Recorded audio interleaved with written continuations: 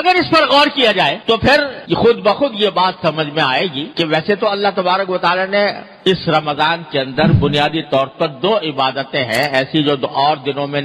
فرض نہیں تھیں یا سنت نہیں تھی، اس زمانے میں ہے۔ ایک روزہ عام دنوں میں فرض نہیں تھا، مہینے کے اندر فرض کر دیا۔ اسی طرح تراویح عام دنوں میں نہیں تھی، اس میں پڑھنا سنت مؤکدہ قرار دے دیا گیا کہ سنت مؤکدہ ہے کہ تراویح پڑھو۔ بظاہر تو یہ 2 چیزیں ہیں، لیکن اصل مقصود یہ ہے کہ اس مہینے کے اندر ان 2 کاموں کے علاوہ آدمی جتنا ہو سکے اپنے آپ کو دوسرے مشاغل سے فارغ کر کے اللہ تبارک و تعالیٰ کی عبادت کی طرف متوجہ ہو۔ اور دنوں کے اندر صبح سے شام تک ہم مختلف مشاغل میں مبتلا رہتے ہیں، یہ 1 مہینہ اللہ کے لیے اپنے آپ کو فارغ کرنے کی کوشش کرو کہ اپنی مصروفیات، دوسری مصروفیات کم کرو، اور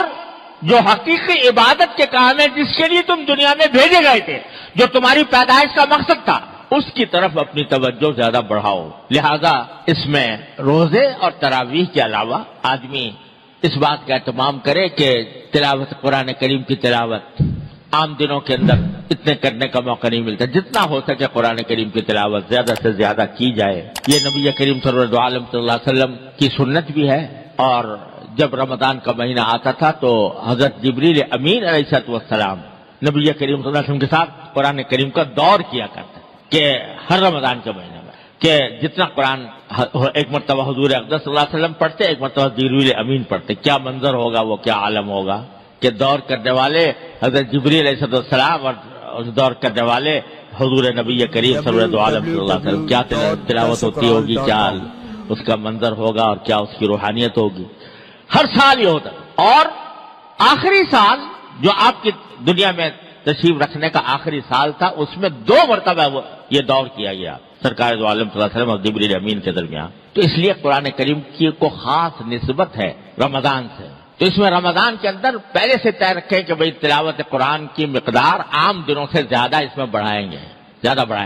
اور بھائی تلاوت تو ہے ہی، ساتھ ساتھ اگر اس کے بھی اہتمام کیا جائے کچھ وقت نکال کر، اگر پہلے کبھی موقع نہیں ملا ہے تو قرآن کریم کا ترجمہ، اس کی تفسیر کسی مستند تفسیر کے ذریعے کی مدد سے اس کو پڑھنے کا بھی اہتمام کیا جائے۔ تو تلاوت، پھر چلتے پھرتے ذکر، اور بعض وہ عبادتیں، نفلی عبادتیں جو عام دنوں میں ادا کرنے کی توفیق نہیں ہوتی، رمضان کے اندر اس کا اہتمام کر لیا جائے۔ مثلا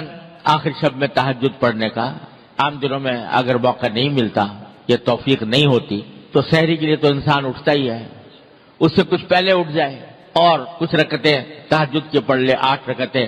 6 پڑھ لے، 8 پڑھ لے، اچھا ہے کہ 8 پڑھ لے۔ عام دنوں کے اندر تراویح کے بعد، مغرب کی نماز کے بعد 6 رکعتیں مسنون ہیں، یعنی نفلی عبادت نہیں عام دنوں میں موقع ملتا، اب پڑھ لے۔ اشراق کے بعد جو رکعتیں، 2 رکعتیں یا 4 رکعتیں، یہ عام دنوں میں موقع نہیں ملتا، اس میں پڑھ لے۔ اور چلتے پھرتے ذکر، فضولیات سے اجتناب، فضول کام سے، فضول محفلیں جمی ہوئی ہیں، باتیں ہو رہی ہیں، گپ شپ ہو رہی ہے، اس سے اپنے آپ کو بچائیں، اور زیادہ سے زیادہ وقت اللہ تبارک و تعالیٰ کے ذکر میں، اللہ تعالیٰ کی یاد میں، اللہ تعالیٰ کی عبادت میں گزارنے کی کوشش